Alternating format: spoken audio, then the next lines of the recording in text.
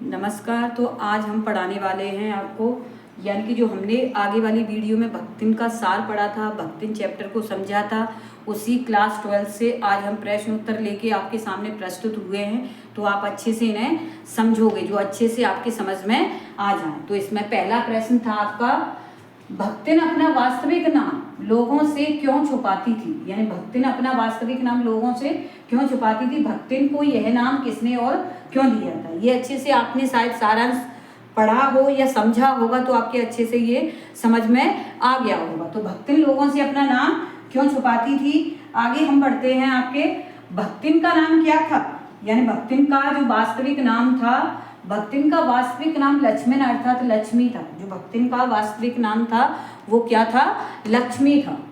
लक्ष्मी था जो समृद्धि और ऐश्वर्य का प्रतीक होता, परंतु यहाँ नाम के साथ साथ गुण नहीं मिलता। यानी कि उसके नाम के साथ क्या है, भक्तिन के गुण बिल्कुल नहीं मिलते थे। भक्तिन एक गरीब महिला थी, लोग उसके इस नाम को सुनकर उसकी हंसी न उड़ाएं, इसीलिए वह अपना वास्तविक नाम छिपाती थी। क्योंकि लक्ष्मी नाम क्या माना जाता है, एक समृद्धि माना जाता है कि लक्ष्मी घर में आई है, लेकिन इस लक्ष्मी के पास कुछ नहीं है। इसीलिए लक्ष्मण को क्या लगता था, यानी कि भक्तिन को क्या लगता था कि मेरे नाम का लोग क्या बनाएंगे, मजाक बनाएंगे, इसीलिए वो लोगों के सामने अपना वास्तविक नाम नहीं बताती थी। नाम के साथ क्योंकि उसके गुण नहीं मिलते थे, यानी कि वो एक गरीब परिवार से थी, तो इसीलिए उसे ऐसा लगा कि लोग मेरे नाम का क्या बनाएंगे, मजाक बनाएंगे। भक्तिन एक गरीब महिला थी, लोग उसके इस नाम को सुनकर उसकी हंसी ना उड़ाएं, इसीलिए वह अपना वास्तविक नाम छिपाती थी। वह धनहीन थी, लेकिन वह बहुत समझदार थी। वह धनहीन थी, उसके पास पैसा नहीं था, लेकिन उसके साथ समझदारी उसमें बहुत थी। आगे हम प्रश्न नंबर 2 पे बढ़ते हैं। आपके आगे था, भक्तिन को यह नाम लेखिका ने दिया होगा क्योंकि सेवा भावना और कर्तव्य परायणता से काफी प्रभावित थी। यानी कि ये नाम, इसमें 2 क्वेश्चन आए थे, आपने देखा होगा आगे कि क्या क्या आया था। इसमें आगे था इसमें कि भक्तिन क्यों लोगों से नाम छुपाती थी और ये नाम उसे किसने दिया होगा। तो ये 2 चीज आई थी। तो ये नाम किसने दिया था, तो ये तो आपको पता है कि लोगों से क्यों छुपाती थी। क्यों छुपाती थी कि उसके नाम की लोग क्या है, हंसी ना उड़ाएं, इसीलिए वो लोगों से ये नाम छुपाती थी।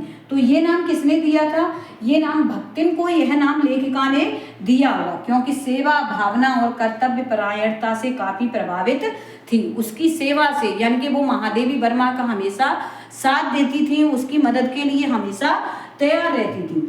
साथ ही उसके गले में कंठी माला व मुंडे हुए सिर से वह भक्तिन ही लग रही थी। यानी भक्तिन नाम क्यों दिया था, क्योंकि उसका सिर मुड़ा हुआ था और गले में क्या थी, कंठी माला थी, इसीलिए महादेवी वर्मा ने उन्हें क्या नाम दे दिया, भक्तिन नाम दे दिया।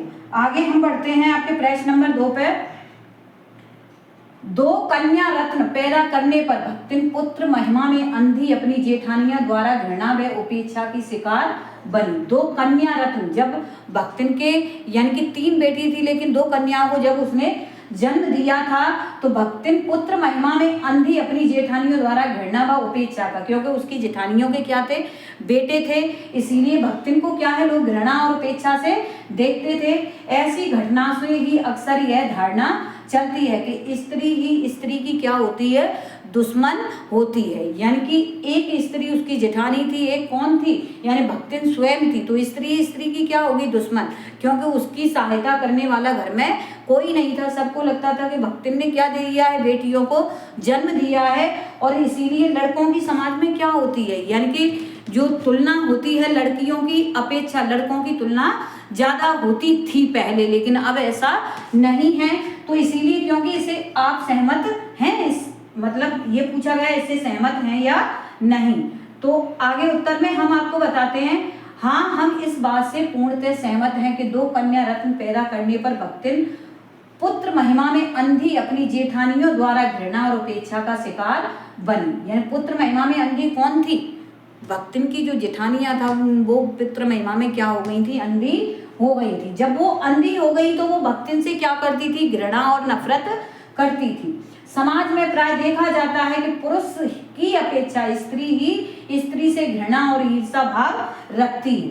यानी पुरुष इतना नहीं रखते जितनी स्त्री क्या रखती हैं, यानी घृणा का भाव रखती हैं। अपनी कुंठित और संकीर्ण मानसिकता के कारण स्त्री ही संसार में जन्म लेने वाली कन्या की उपेक्षा करती है, क्योंकि वो भी किसी की बेटी थी, वो भी किसी की कन्या थी। वही स्त्री दूसरी स्त्री की क्या कर रही है, उपेक्षा कर रही है। तो ये सब बताया गया है इसके माध्यम से कि स्त्री ही स्त्री की क्या बनी हुई है, दुश्मन बनी हुई है। भक्तिन ने जब 2 पुत्रियों को जन्म दिया तो उसकी जेठानियों ने उस पर बहुत जुल्म ढाए, यानी कि 2 जब बेटियों को जन्म दिया तो उसका घर में यानी कि सुनने वाला कोई नहीं था। अब उनके बेटे थे इसीलिए उनकी सुनवाई होती थी। आगे है, उसकी जेठानियों ने तो जमीन हड़पने के लिए भक्तिन की विधवा बेटी से अपने भाई का विवाह करने की योजना बनाई। जब यह योजना नहीं सफल हुई तो भक्तिन पर अत्याचार बढ़ते गए। यानी कि जेठानियों ने क्या बनाई थी, एक जेठानियों ने योजना बनाई थी कि जो भक्तिन है, भक्तिन की जब बड़ी बेटी विधवा हो जाती है तो विधवा यानी कि उसकी बड़ी बेटी से क्या हो, यानी कि मेरे भाई की क्या हो जाए। जेठानी क्या कहती थी कि मेरे भाई है उसकी क्या हो जाए, उससे शादी हो जाए तो पूरी धन संपत्ति है क्या है मेरे भाई के नाम हो जाएगी। तो ये सब उन्होंने सोच रखा था कि अगर ये सब होता है तो क्या होगा, यानी पूरी जमीन जायदाद भक्तिन की मेरे नाम हो जाएगी। आगे हम बढ़ते हैं आपके प्रश्न नंबर 3 पे। भक्तिन की बेटी पर पंचायत द्वारा जबरन पति थोपा जाना एक दुर्घटना भर नहीं, बल्कि विवाह के संदर्भ में स्त्री के मानव अधिकार, यानी विवाह करे या ना करे अथवा किससे करे, इसकी स्वतंत्रता को कुचलते रहने की सदियों से चली आ रही सामाजिक परंपरा का प्रतीक है। अब वो कैसे है, जो सदियों से चली आ रही है कि लड़कियों को पूछा नहीं जाता है और उनकी जबरदस्ती क्या कर देते हैं, शादी कर देते हैं। जबकि यानी कि भक्तिन की बेटी को वो वर पसंद भी नहीं था, फिर भी उसकी क्या करते हैं, पंचायत ने फैसला ले लिया कि इसकी शादी इसी लड़के से होगी। यानी जबरन उसे क्या है, पति थोपा गया था, जबकि उसे ये सारी चीजें पसंद नहीं थी, वो शादी करना नहीं चाहती थी। तो इसी के माध्यम से आगे लेखिका क्या बताना चाहती है, आगे उत्तर है कि भारतीय समाज में जो भारतीय समाज है, भारतीय समाज एक पुरुष प्रधान समाज है, यानी पुरुषों की है जो महिमा गिनती ज्यादा होती है, स्त्रियों को यानी कि आगे नहीं रखा जाता है। सदियों से नारी इसी सामाजिक परंपरा की शिकार रही है। जो पुरानी परंपराएं चली आ रही थी तो नारी को क्या है, हमेशा अपमान मिला था और इन सारी परंपराओं की वो क्या है, शिकार बनती चली आ रही थी कि वो अपनी मर्जी से कोई भी काम नहीं कर सकती। सदा ही स्त्रियां परिवार और समाज के दबाव के आगे अपनी इच्छा दबी रह जाती है, यानी समाज के आगे स्त्रियां क्या करती हैं, अपनी इच्छाओं को दबा लेती हैं, उस समाज के सामने वो अपनी इच्छाओं को बता नहीं पाती। भक्तिन की विधवा बेटी के साथ उसके ताऊ के लड़के के साले ने जबरदस्ती करने की कोशिश की, लड़की ने उसकी खूब पिटाई की, यानी कि वो जबरदस्ती करता है तो लड़की उसकी क्या करती है, खूब पिटाई भी करती है। परंतु पंचायत ने अपीलहीन फैसले से उसे तीतरबाज युवक के साथ रहने का फैसला सुना दिया। पंचायत ने ना कुछ पूछा ना कुछ सोचा और उसे क्या सुना दिया, अपना फैसला सुना दिया कि अब इसकी शादी होगी तो इसी लड़के से होगी। जो लड़का था वो कैसा था, तीतरबाज लड़का था, जो यानी भक्तिन की बेटी को बिल्कुल पसंद नहीं था, ना ही भक्तिन को वो पसंद था। यानी पंचायत अपना क्या करती है, फैसला सुना देती है। आगे था, जिसे लड़की को ना चाहकर भी स्वीकार करना पड़ा। लड़की उसे पसंद नहीं करती थी लेकिन पंचायत ने फैसला सुनाया था, इसीलिए वो क्या है, उसके साथ शादी कर लेती है। यह सरासर स्त्री के मानव अधिकारों का हनन था। इसी प्रकार द्रौपदी को उसकी इच्छा के विरुद्ध, यानी कि उसकी इच्छा नहीं थी, उसके विरुद्ध 5 पतियों की पत्नी बनाना ही पड़ा था। यानी कि क्या है, द्रौपदी की क्या हुई थी, जब शादी हुई थी द्रौपदी की भी इच्छा नहीं थी कि वो शादी करे, लेकिन उन्होंने क्या है, द्रौपदी की भी शादी ऐसे ही हुई थी और 5 पतियों की वो क्या बनी थी, पत्नी बन गई थी। तो यहाँ क्या है कि स्त्रियों को हमेशा दबाया गया है, उसके बारे में बताया गया है कि स्त्री क्या है, अपनी भावनाओं को भी किसी के सामने नहीं रख सकती। उसकी यानी कि जो उसके स्त्री के बारे में कोई भी एक स्त्री ही स्त्री की क्या बन जाती है, दुश्मन बन जाती है। मीरा की शादी बचपन में ही अधेड़ उम्र के राजा के साथ कर दी गई। यहाँ स्त्रियों के बारे में बताया गया है कि मीरा की भी शादी क्या हुई थी, जो मीराबाई थी उसकी भी शादी एक राजा के साथ जो उससे आधे से ज्यादा उम्र का था, उसके साथ मीराबाई की क्या हो जाती है, शादी हो जाती है, यानी कि न चाहते हुए वरों के साथ यहाँ क्या होती है, शादी हो जाती है। जैसे क्या द्रौपदी की शादी हो गई और महादेवी वर्मा में महादेवी की यानी कि जो लेखिका भक्तिन थी, भक्तिन की बेटी की शादी हो जाती है।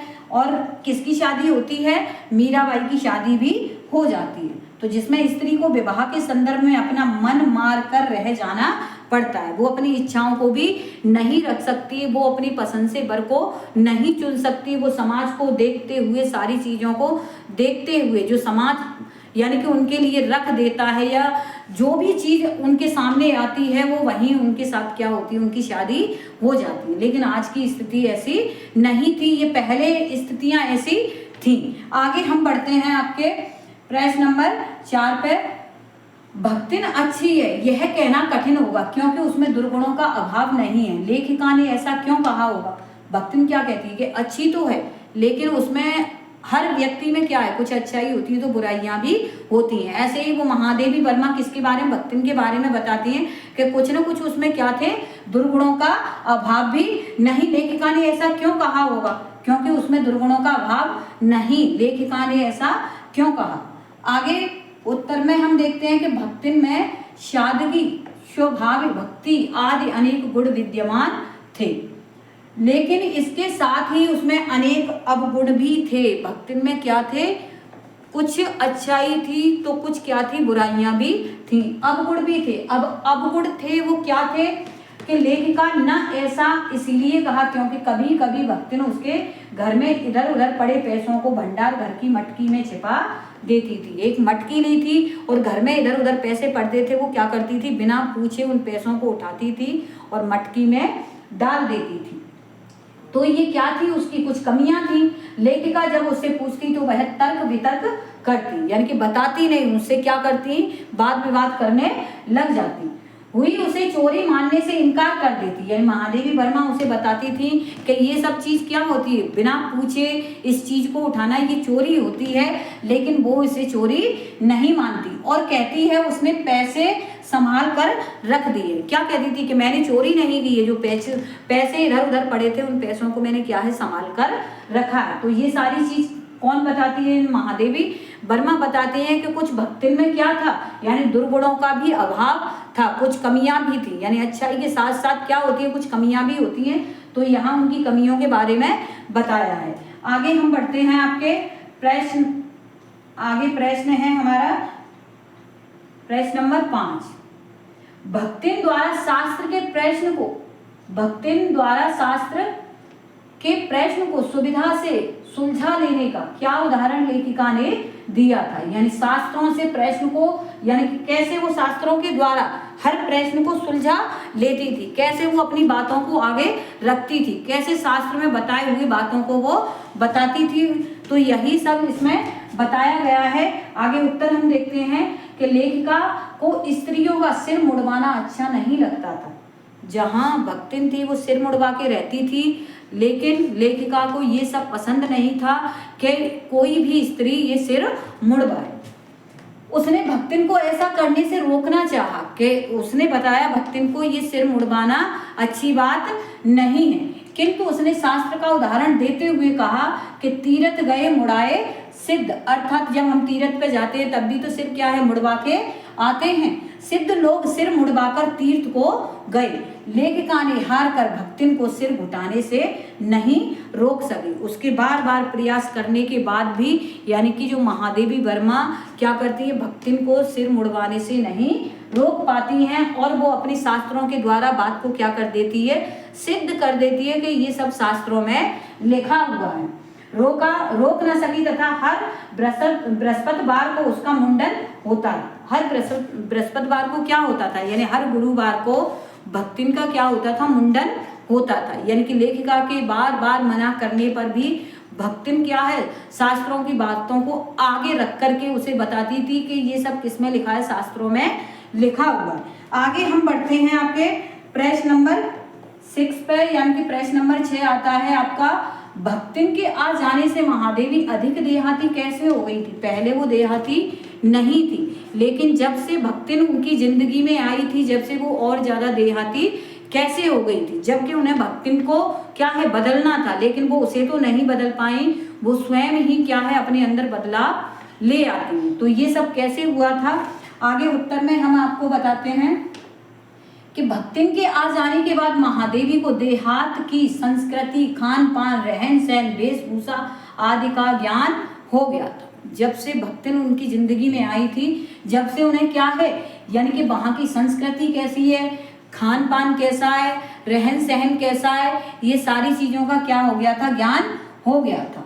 तो ऐसे ही वेशभूषा आदि का ज्ञान हो गया, क्योंकि भक्तिन के अंदर दूसरों को बदल देने के गुण भरपूर मात्रा में विद्यमान थे। भक्तिन में एक कला थी ये कि वो दूसरों को क्या करती थी, अच्छे से बदल देती थी, खुद बदले या न बदले, तो वो दूसरों को बदल देती थी। मात्रा में ऐसे गुण विद्यमान थे। भक्तिन भोजन में मीठा बनाना बंद कर दिया, यानी कि जो भक्तिन थी उसने खाने में क्या कर दिया था, जो मीठा बनाती थी तो मीठा बनाना भी क्या कर दिया था, बंद कर दिया था। वह गाढ़ी दाल, मोटी रोटी, मकई की लपसी, यानी कि जो गांव में देहाती में क्या बनता है, खाना बनता है, उसी खाने को वो महादेवी वर्मा को देती थी। गाढ़ी दाल बनाती थी, मोटी मोटी रोटियां बनाती थी, मकई की लपसी बना देती थी, ज्वार के भुने हुए भट्टे के हरे हरे दाने की खिचड़ी बनाती थी। जो भक्तिन ने यानी कि अपने ससुराल में बनाया था, उन्हीं सब चीजों का प्रयोग वो यहाँ करती थी। बाजरे के तिल वाले ठंडे पुए आदि बनाती थी। महादेवी वर्मा बार बार प्रयास करने के, यानी महादेवी वर्मा बार बार क्या करती थी, प्रयास करने पर भी उसके स्वभाव को परिवर्तन नहीं कर पाई, यानी बार बार करने पर भी उसके स्वभाव को परिवर्तन नहीं कर पाई, ना खान पान को बदल पाई और ना ही भक्तिन को यानी कि वो बदल पाई। वो खुद धीमे धीमे उसी के क्या है यानी कि रूप में ढल जाती है और धीरे धीरे उसका स्वाद बदल गया और उसका मतलब जो खाना खाती थी पूरा स्वाद था वो बदल गया था। अब उसे भी ये सारी चीजें क्या है धीमे धीमे करके पसंद आने लगी थी। इसीलिए भक्तिन के आ जाने से महादेवी अधिक देहाती हो गई थी, यानी कि जब भक्तिन आती है तो उसके आने से महादेवी वर्मा और क्या हो जाती है, देहाती हो जाती है। तो बेटा ये आपके क्या थे, प्रश्न थे जो कंप्लीट हो चुके हैं इस वीडियो के माध्यम से, जो अच्छे से आपके समझ में आए हैं। और अच्छे से कमेंट करके बेटा आपको बताना है अगर चैप्टर समझ में आया, अगर कोई परेशानी है, कुछ समझ में नहीं आया है, तब भी आप कमेंट करके बताओगे, जिससे मैं मतलब उसके बारे में आपको दोबारा से समझा सकूं। धन्यवाद।